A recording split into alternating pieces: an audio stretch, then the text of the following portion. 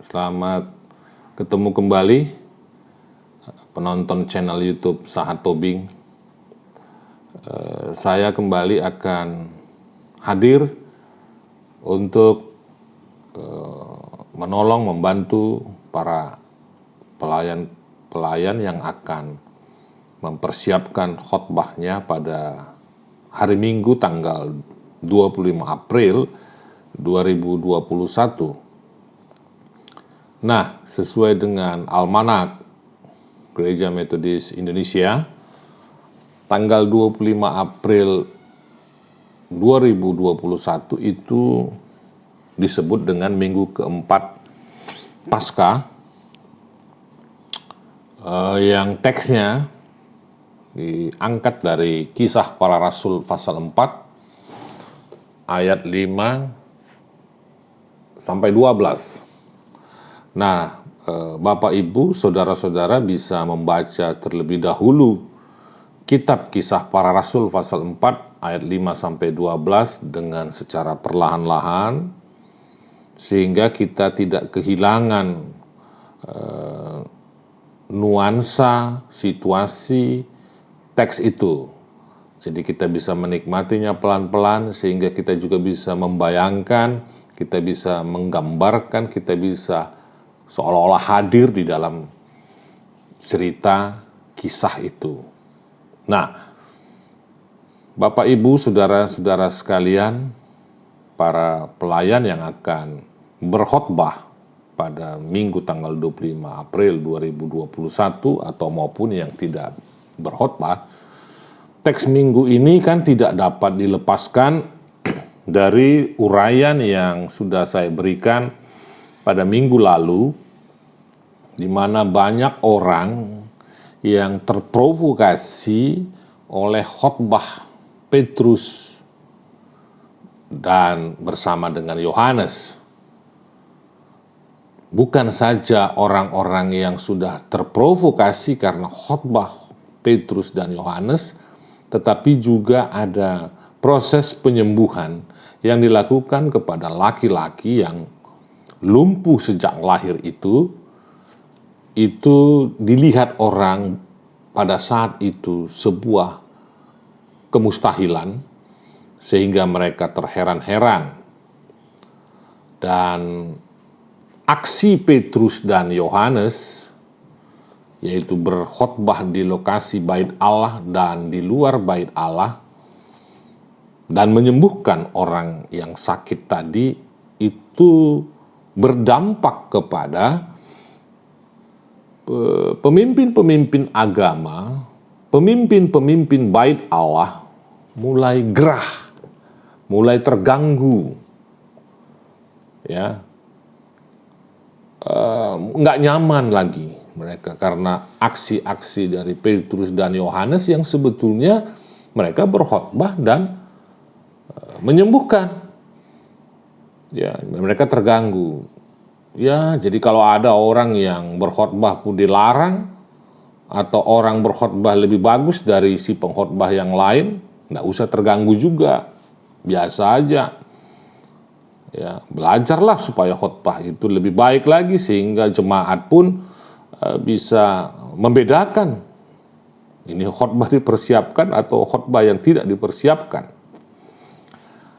Nah, wajar saja para pemimpin bait Allah itu terganggu, tidak nyaman lagi, karena memang pemimpin bait Allah itu kehilangan pamor, kehilangan wibawa, dan ini akan berakibat terbongkarnya penyelewengan-penyelewengan yang terjadi di dalam bait Allah. Penyelewengan kekuasaan, eksploitasi terhadap umat, ya, macam-macam. Nah, mereka merasa tidak nyaman dengan aksi Petrus dan Yohanes itu.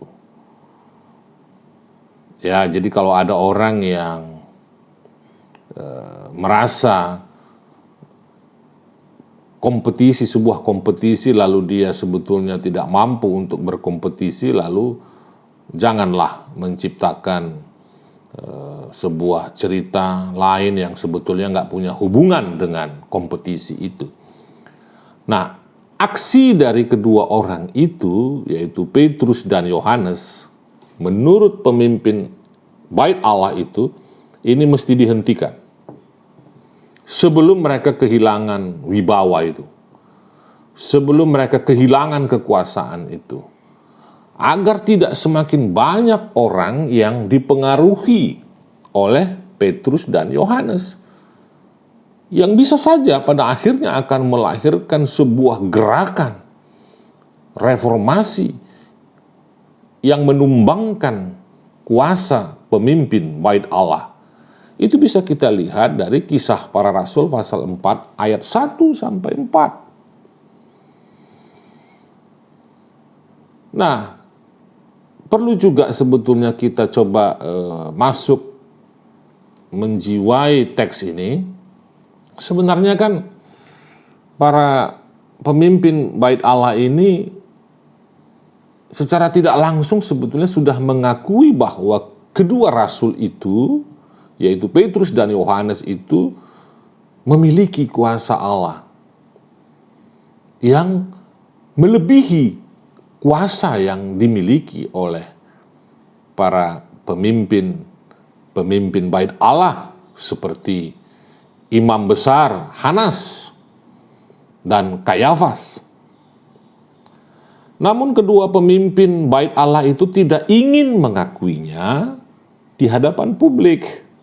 Karena kalau itu diakuinya, tentu dia akan merasa akan terdegradasi pamornya. Ya memang kan dalam konteks real juga, mau di gereja atau di luar gereja, kan sulit kita untuk mengakui bahwa orang lain itu memang lebih berkualitas dari saya, kan sulit ya. Saya nggak tahu itu penyakit apa, itu nggak tugas saya untuk meneliti kejiwaan kita. Nah, para pemimpin Bait Allah ini pun kan tidak mau mengakuinya, walaupun sebetulnya secara pribadi mereka mengakui kehebatan kuasa Allah yang ada pada Petrus dan Yohanes. Nah, akhirnya kedua rasul ini bersama-sama dengan laki-laki yang disembuhkan itu kan ditangkap dan diseret ke depan para imam besar untuk disidang, diinterogasi. Tujuannya adalah agar mereka dalam 1 kali 24 jam harus menghentikan kegiatan mengkhotbahkan kuasa Yesus yang bangkit itu. Sepertinya sidang para rohaniawan Bait Allah itu menginterogasi Petrus dan Yohanes bersama-sama dengan laki-laki yang disembuhkan, yang lumpuh dari sejak lahir itu bisa sembuh. Nah, para rohaniawan Bait Allah itu tadinya ingin mendoktrin supaya berhenti kegiatanmu dengan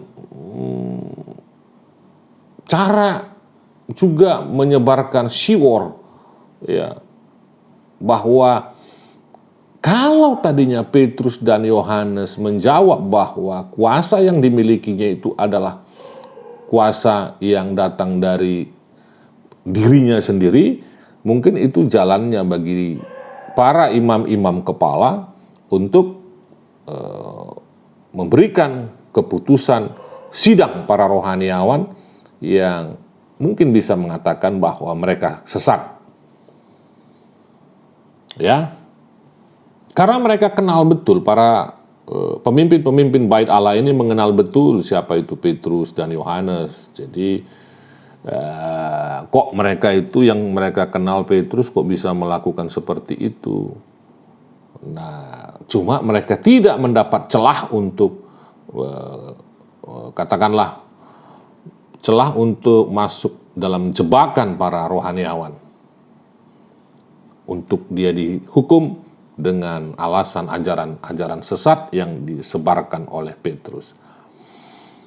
Nah, penulis kitab Kisah Para Rasul memang tidak secara detail menginformasikan materi-materi persidangan terhadap Petrus dan Yohanes.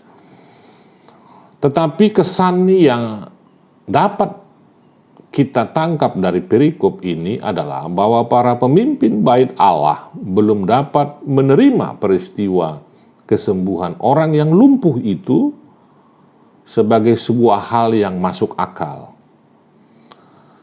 Sehingga mereka ingin mengetahui kuasa apa yang dimiliki oleh Petrus dan Yohanes. Karena dengan alasan demikian, para pemimpin bait Allah tahu bagaimana menghentikan kegiatan-kegiatan mereka selanjutnya. Nah, ternyata jawaban Petrus tetap konsisten dengan jawaban yang pernah dikatakannya kepada orang banyak. Kisah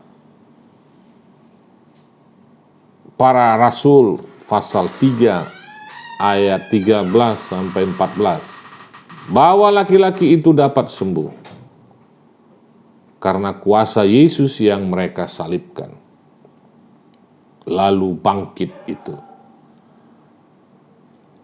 Itulah jawaban Petrus yang dia berikan juga pada kisah sebelum mereka masuk persidangan, yang dia katakan kepada orang banyak. Itu jawaban itu juga dia berikan pada saat dia disidang oleh para rohaniawan, oleh para pemimpin bait Allah, bahwa laki-laki yang kami sembuhkan itu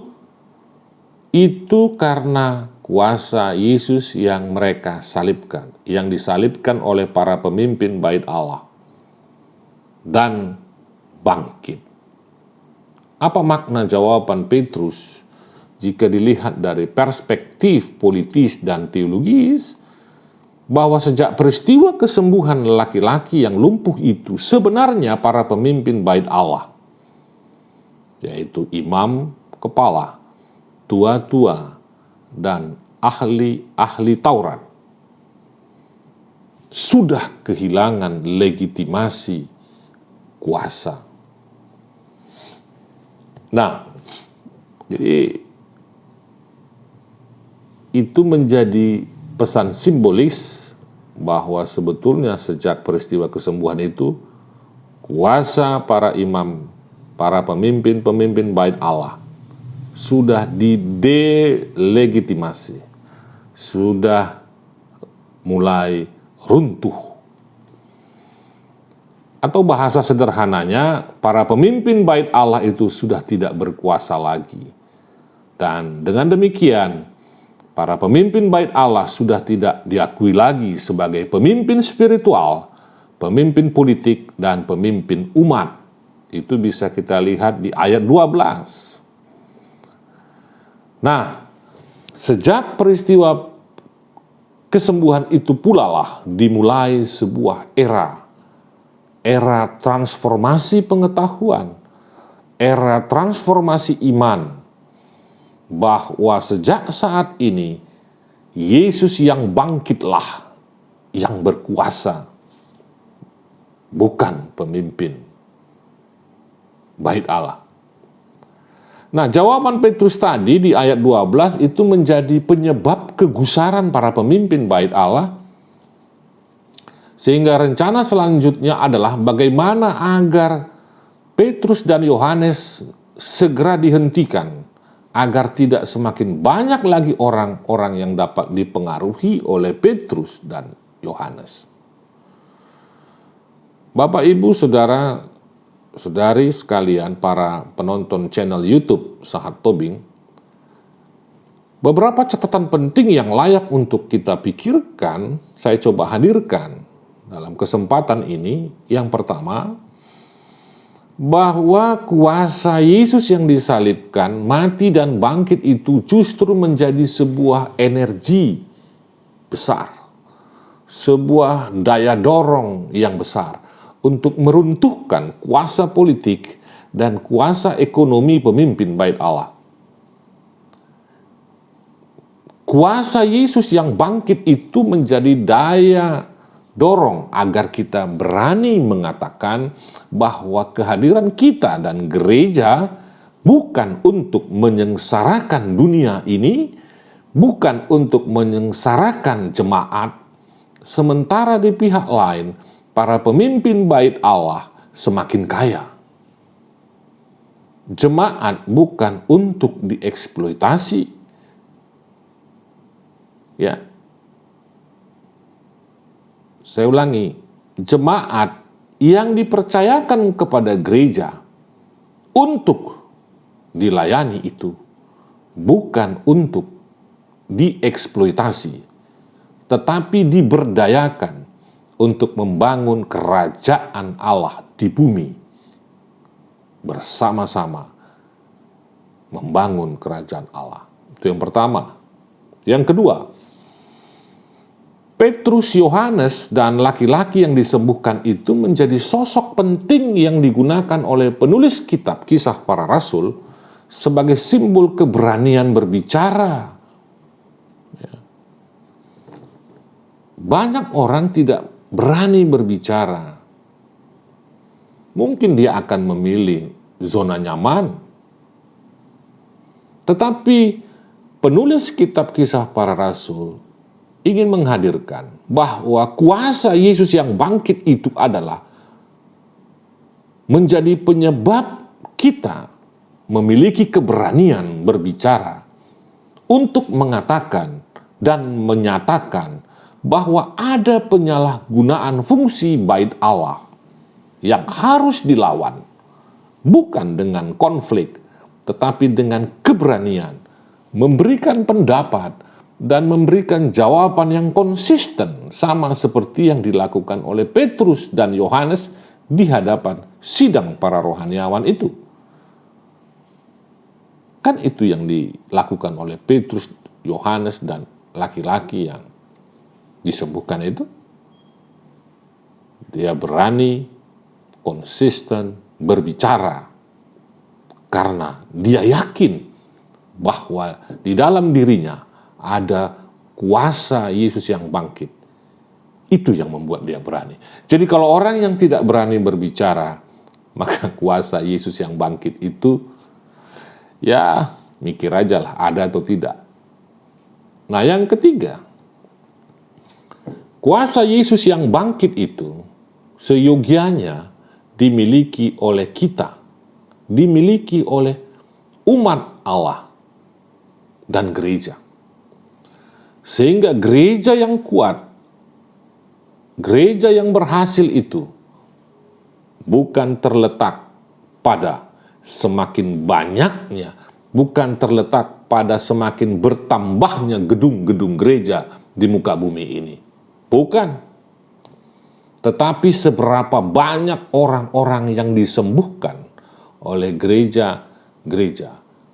Seberapa banyak orang-orang yang kita sembuhkan di dunia ini. Ya, jangan salah mengerti. Bukan berarti seluruh dunia ini dipenuhi oleh gedung-gedung gereja, maka akan ada kesembuhan. Saya takut justru semakin banyak gedung gereja yang terbangun di muka bumi ini, sehingga di setiap tempat ya berlomba-lomba untuk membangun. Apakah